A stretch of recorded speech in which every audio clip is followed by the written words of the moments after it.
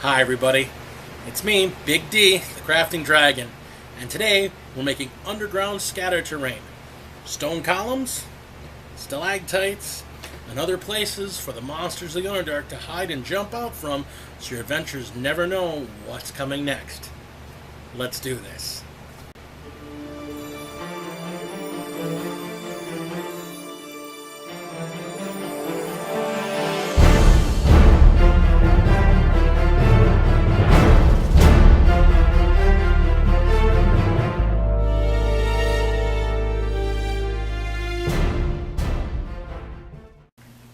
Welcome back, everybody. We're going to start off with what we're going to need. We're going to need some scrap pink foam, about 2 inches by 2.5 inches, but just use scrap pieces, and you're going to need 6 pieces of that. So that's what we start off with. And these are just scrap pieces. They don't have to be perfect. They don't have to be perfectly measured. They don't have to be exactly the same size. We just want 6 pieces. We're going to want one piece that's about 2.5 inches long and about 1 inch to 3/4 of an inch wide. We want to have a slight taper starting at the top. But just, again, we're working with scrap pieces today. That's the beautiful part about these kind of projects.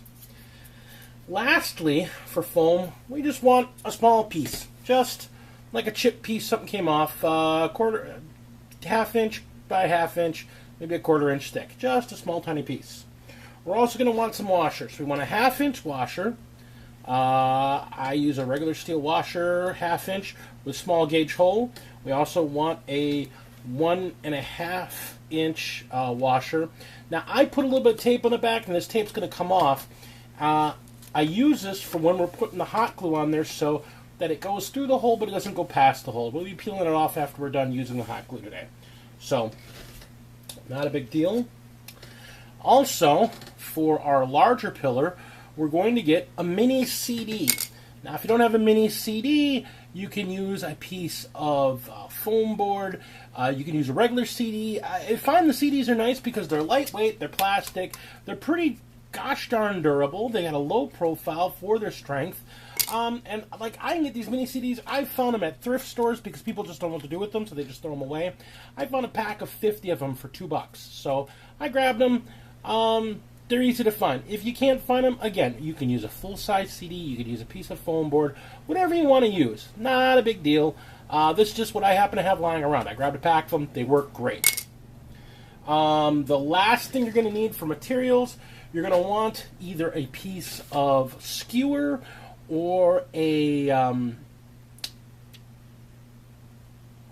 toothpick that you cut down till it's about 2 inches long. You want one pointy end on it. As far as tools you're going to need today, you're going to need your sanding sponge, you're going to need a hot glue gun, and you're going to need a razor knife. Now, we're going to be starting use with a different razor knife than we did last time. I know I talk about how much I love X-Actos, and I do. I had a friend of mine actually suggest this. This is a Gordon knife. It's a really nice utility knife. The blade can extend out longer, and these are the Scotch Precision blades. They're titanium reinforced. They're super, super sharp. You can make a little bit longer of a cut with them. I've been working with them for the last few days, and I like the way the blade works. So, X-Acto is nice for detail work. Don't get me wrong. I love my X-Acto. It is my life's blood. But for bigger work, this actually is really nice, and it works really well. It's just a utility knife. The blades, they can extend out. They're nice and sharp, careful. And if you get the tip that you're using with the tip for stuff, if it gets dull, you can snap it off and get a fresh tip. So, this is what we're working with today. Until we get to paint, this is all we need. So, let's start off. We're going to work with the big pillar first. Alright, so we're going to start with our big pillar.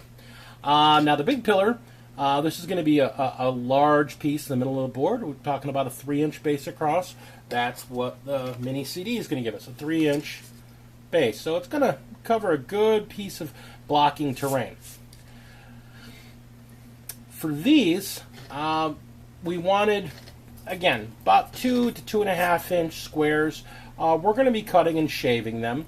If you have a foam cutter, a hot wire foam cutter, a handheld one, you can use that rather than the knife. That's not a problem. I'm just using the knife today because not a lot of people have those, especially people that I'm trying to reach out to here. This is for starters and beginners. If you have a foam cutter, you already know how to do this. We're going to take these pieces, we're going to stack them up, we're going to make a tower, and then we're going to shave them so they're kind of rounded. So, what we're going to start off with. Now, I want to stress here, you're going to see these have all the plastic taken off, but they're still a little shiny. You just want to kind of just run a little bit of the shiny off of there. It's not that it's not sticky, but it does cause a resistance when we get to the distress phase. It ends up causing a slight weird effect in what we're going to do to distress. So we're just going to kind of run the sanding sponge over them just a little bit, just to kind of take some of that shininess away. You don't have to go crazy. Just a little coarse run over, and we're good. All right. So we've got our hot glue gun. We've got it set to hot temperature. I use a multi-temp because sometimes I want to use low-temp hot glue. In this case, we want high temp because we want just a small bead and we want to really dig into the foam.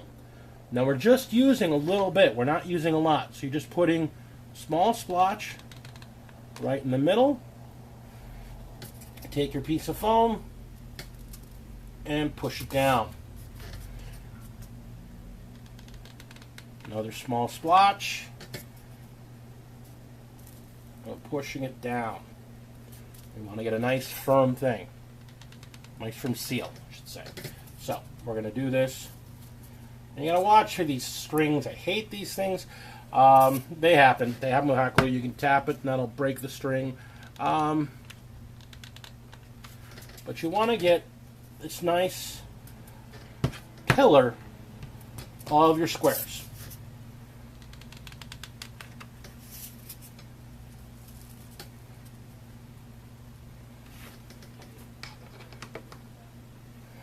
All right, we got a pillar. We want our hot glue to set, so we're going to put this down, and we want it to be a nice solid seal. So we're going to leave that for about 10 to 15 minutes before we come back. All right, so we got a nice stack here, nice and firm, nicely put together, nice and hard. That's exactly what we're looking for. Get rid of these stupid strings. All right, so now if you have a hot foam cutter, you can use your foam cutter. We're going to use a knife, and we are just going to shave this piece. And we're going to just take gentle strokes.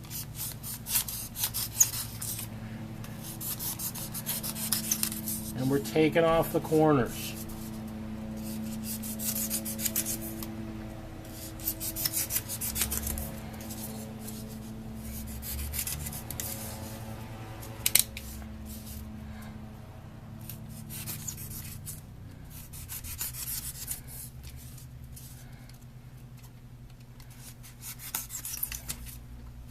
And you can see I'm doing this at an angle.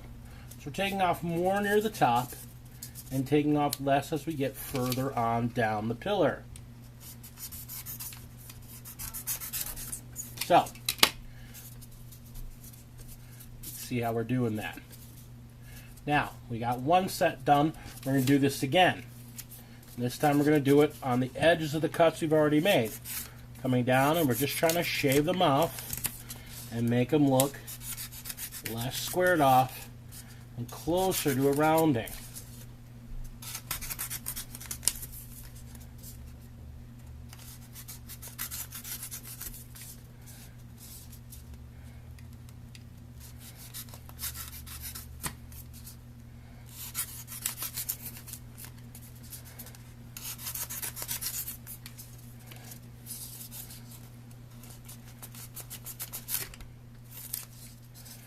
And again, there's no perfect way to do this. You can just, you don't like where it angles at, you don't like how a piece looks, you go ahead and just slice it off. You want it to look organic, so you want to be random. So you've got kind of a semi-rounded shape.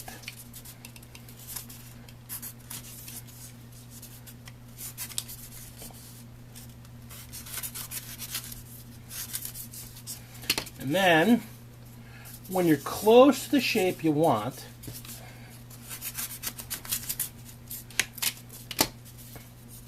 you're going to take your sanding sponge and you're going to smooth the whole thing. Where it's going to go over it and you're going to smooth it. And you're going to take out any sharp angles, any sharp lines, and you're going to just smooth it. So you just have a nice rounded looking pillar. You're going to take your knife and you're going to shave this upper corner and round this out as well.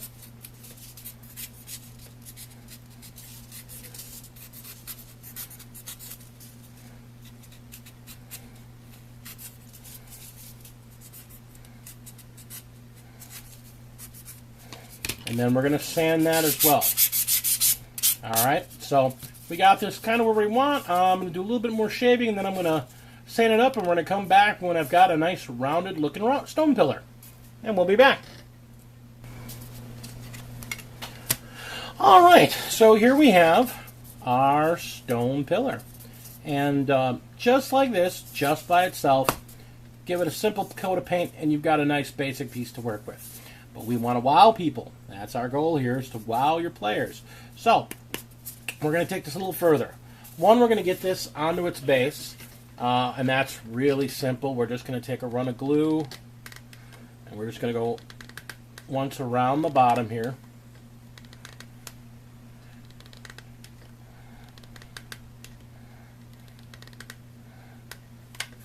And we're going to center it on our CD, and just press.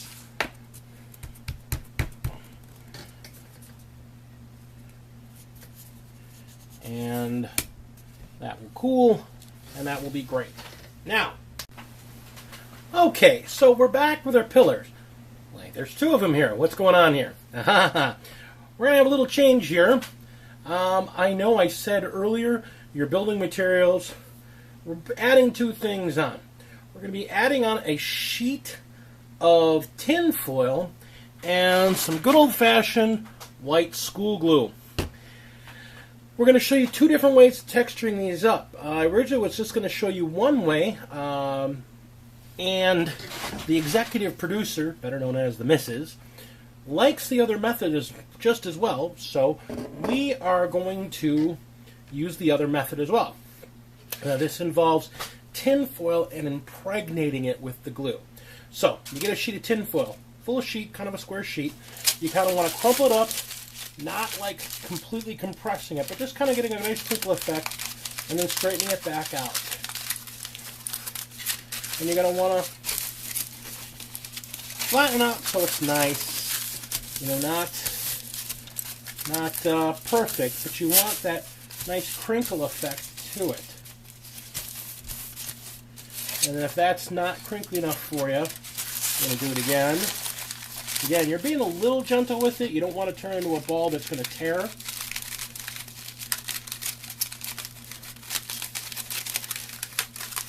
And then you're going to open it back up. I suggest using heavy duty because, again, if you don't, you get like these tears and then you have to work around them when you apply this. And we'll show you how you do this. This is a really great technique I learned many years ago. As a very young man, in making a rock surface when you don't have all the materials you need. So, you've now got your tinfoil flattened out, and you're going to want to impregnate it with glue. So you're going to put a lot of glue down. And then you're going to want to take kind of a junky brush, wet it, and you're going to spread it if you want to get it everywhere you're going to need it. And how big you're going to need it, I'm going to show you. Because what you're going to do is once you've got it really well spread, you're going to take your pillar, put it right in the middle,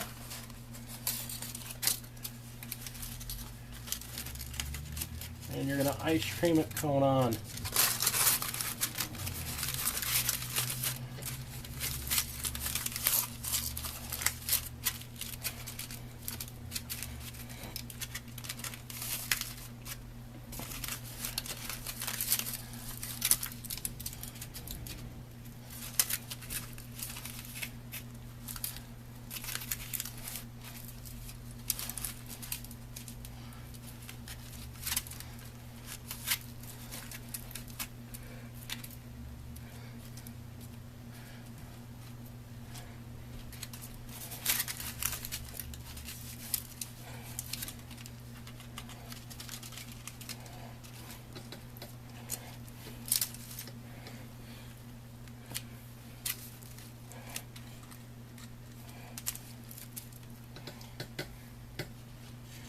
Now, in a perfect world,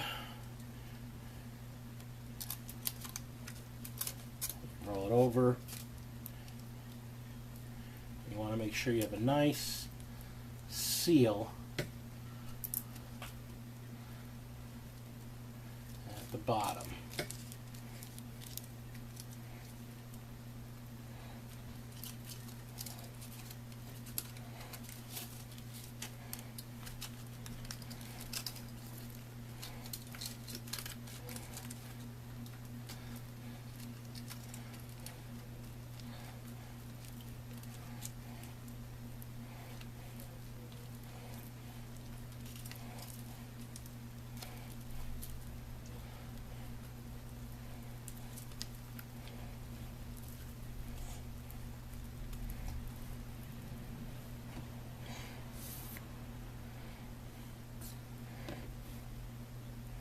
Where you see the fold over parts, you're going to want to work some glue in there.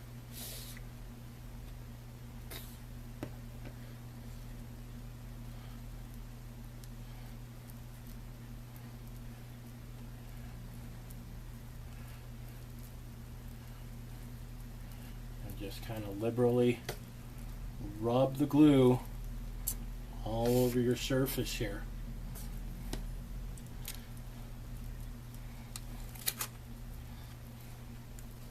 This is a bit messy, but after it dries and you paint it, you guys are going to see this effect, and it's really, really nice for a nice stony pillar look. So this needs to dry. You're probably going to want to let this dry for, a day or two. The other thing you're going to want to do is you're going to want to immediately clean up your surface. Normally when I work with that much glue, I'll usually have like a wax paper down or some type of cleaner down. I kind of forgot today, so I'm going to quick clean this up, and then we're going to talk about the other method. All the glue is cleaned up, and now we're going to do our second texturing method. Now the second method involves a little destruction. So you're going to want to be in a ventilated area. We're going to be using pure acetone. You can get this at Walmart or a Sally Beauty, anywhere where they do nails, because this is like industrial grade nail polish remover. Works really great. What it does to foam, though, is amazing. It does it to plastic too. So I would just put a little bit in a glass jar. You don't need to soak your stuff in it. If you put too much of this in there, you will completely obliterate your foam. So we're not trying to obliterate, we're just trying to add some texture. So we're just going to put a little on our brush, so the brush is wet, and we're just going to swipe down on the foam.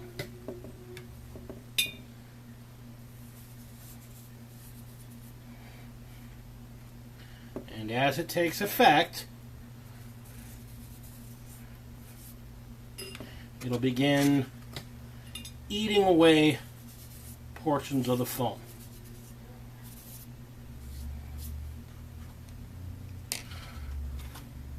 Now, if you got an area that for whatever reason seems to be resisting or not getting any texture to it,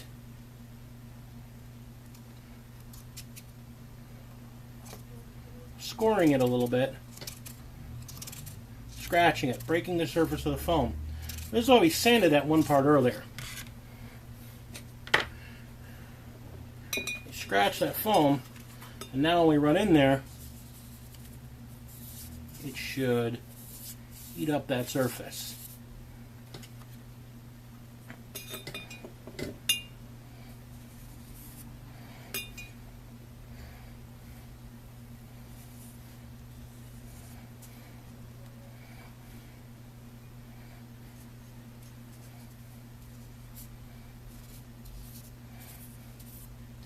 You don't want to go hog wild because you don't want to completely disintegrate your foam here.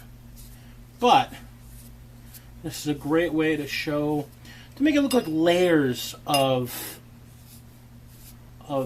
foam, of stone texturing coming through. and you watch as it just slowly eats away at parts of the foam. And you're going to get a lovely texture. And what you can do if you want, it forms like a skin. If you peel the skin off,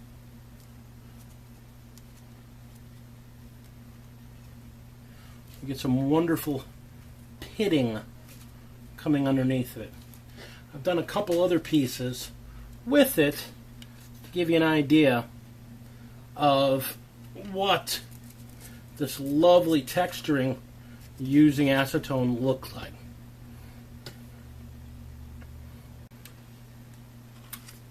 So since we're dealing with foam, we're going to give this a coat of our Mod Podge with the black paint mixed in. If you want, you're going to want to maybe texture these a bit too. I'd suggest you lay down your white glue, use your grit. I use my sand and cornmeal. Use whatever you want to do, but we're going to maybe put a few little rocks here and there. Just texture it up, make it look so it's not so flat and inorganic. When we come back, we're going to have a bunch of these primed up and ready to go. So now we're going to work on our small stalactite. We're just going to take that little cube of foam we got there, and we're just going to take the knife, and we're going to chip away the corners, taking off that edge, make it a little less sharp. Then take our sanding sponge, and we're just running it off. Now this is going to be a base that we're going to start our stalagmite on. So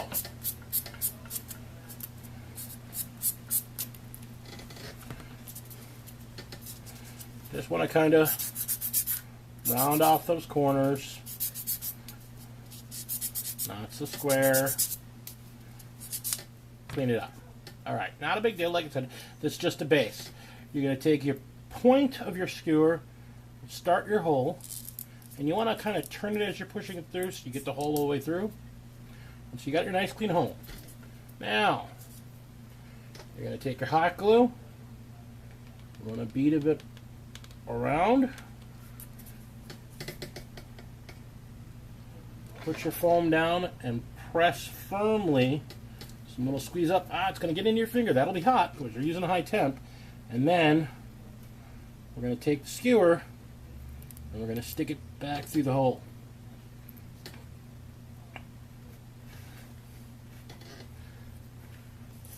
Now we're using the tape here. This also allows us to hold this out because that washer is going to get kind of warm at times.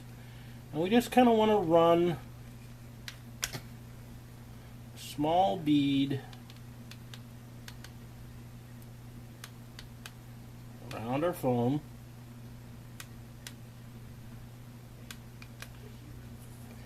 And we're going to run a little bit of it around the skewer. And we're basically building an armature for our stalagmite. So, got that here. We want the glue to cool and harden. So we're just going to set this aside and let it sit for about 10 minutes. And we'll be back. Alright, so our glue is hardened now and we have our skewer that we're going to use to make our small stalactite. Now this, when I said it's an armature, is because we're going to work the glue along the skewer. So we're just going to take our glue gun, which we've got set on a low temperature, and we're just working our way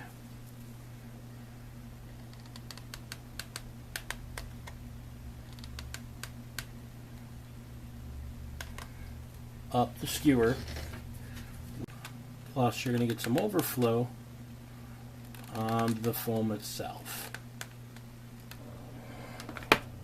And now, once you've got a nice amount of coverage, we're going to start at the top.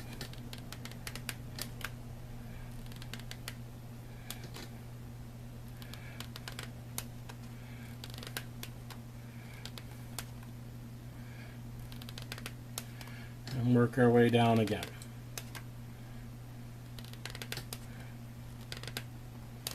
Alright, you can see what we're getting here. We're making this look like the flow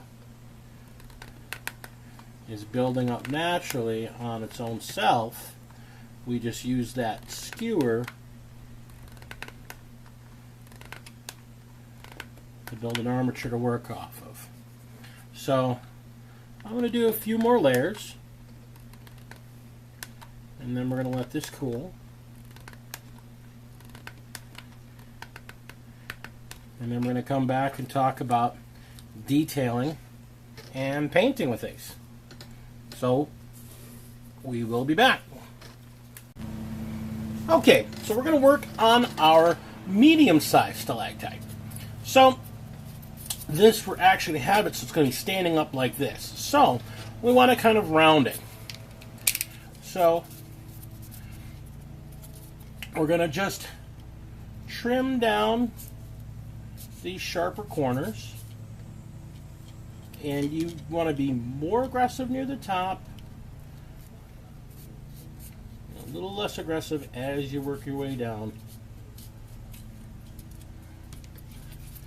And you're going to do that on all 4 of these corners.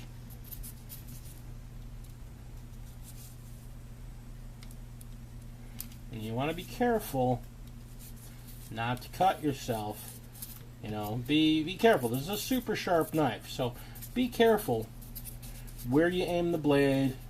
Be aware of where your fingertips are with that blade, because a wicked deep cut from these will bleed like crazy, and might even not even be all that painful because of how sharp it is, but it will bleed like crazy. So we want everyone to be nice and safe. Alright, so we got this started. Now you're going to want to round a little more, maybe take another slice where you started on the edge of your slices that you already took out.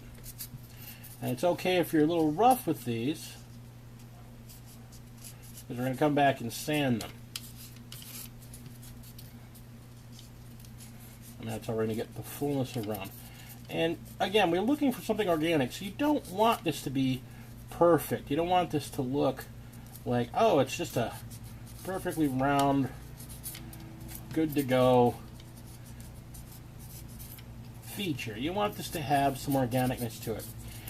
So you're going to want to trim down those sides, and you're going to do the same thing in the top. You're just going to kind of edge the top.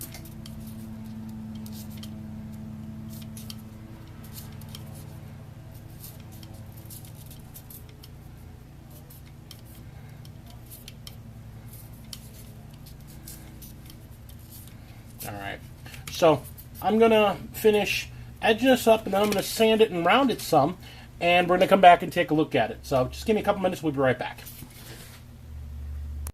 Alright, we're back, and we've got our nicely smoothed out little thumb looking thing here. It's kind of like a pink foam thumb, kind of fun. It's smoothed out enough. We want to make sure we didn't have any sharp corners because we're trying to make this look organic. Our next step is really going to add that organic touch to it. So we've got our big washer here. We're going to take the hot glue. We're going to run a bead around.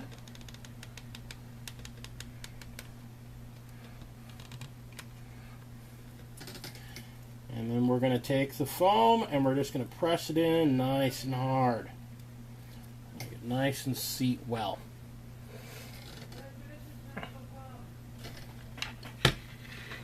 Alright, we're going to let that set, and once that sets, we're going to take hot glue and we're going to start at the top, and we're just going to start gooing it over the sides and over the top and just kind of let it down on the piece, and that's where we're going to get our organic look. So I'm going to take this, let this dry, and then I'm going to show you what I mean by that. Alright, so here we are with our foam thumb pillar looking stalagmite. Now, I want to remind everyone, the next step I'm going to do here, you either want a variable temp gun with your hot glue gun that you can switch to a low setting and give it time to cool to a low setting if you're using it on high, or you want a low temp gun.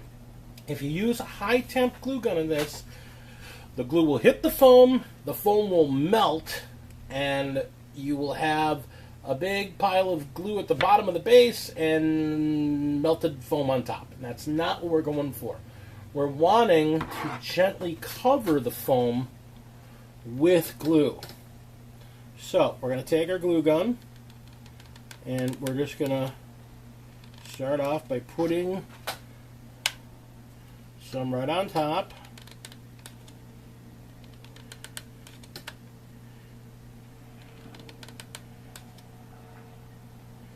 And we're just going to tease it down our structure.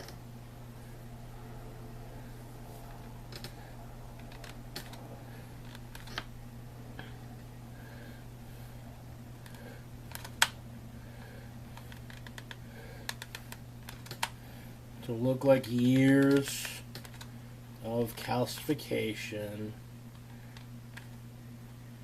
and runoff, creating this flow going down our stalagmite.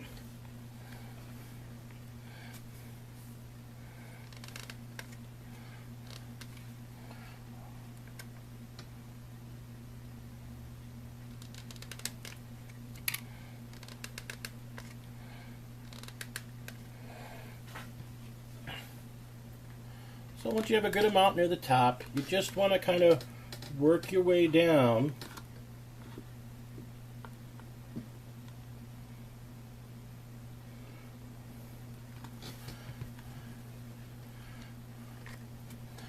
Letting the glue organically make its own shapes and flows. You want more coverage near the bottom, but it's okay if it looks kind of like a melted candle. You just kind of want the bottom having the most, because that's where the runoff all ends up.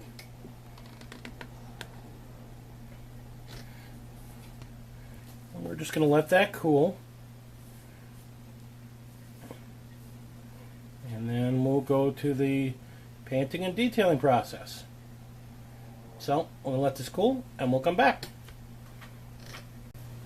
Alright, so we're back. We've got our medium stalactite and our small stalactite. And look at that with the glue. Nice flow looking. Just looks really organic, kind of gooey. Years and years of drip, drip, drip. Looks really good. Now, to prime these, we can't use our Mod Podge or black paint. That's not going to stick real well to the hot glue by itself. I might use a little bit to cover just the foam bits with a hand brush, small brush, but then I'm going to take a regular primer, regular spray flat matte primer, and I'm going to spray them because enamel primer will stick to the hot glue, and then you'll be able to do our detail work. So we're going to prime up our big pillars, we're going to prime up our little ones here, and then we're going to come back and we're going to talk about paint schemes. Alright, so we've got our black base coat on, and now we're going to go over painting. Remembering that the layers of paint and the number of layers you do are going to add your depth, and that's where you can get your realism and the wow factor for your players. So we're going to start with the base coat, which is a dark chocolate brown. You want to get it pretty mostly all over the piece. You don't need to have it solid on there. You don't want to get every nook and cranny. You want some of your primer to show through, again, just to show some depth of color. The next thing you're going to do is you're going to use our sponge technique.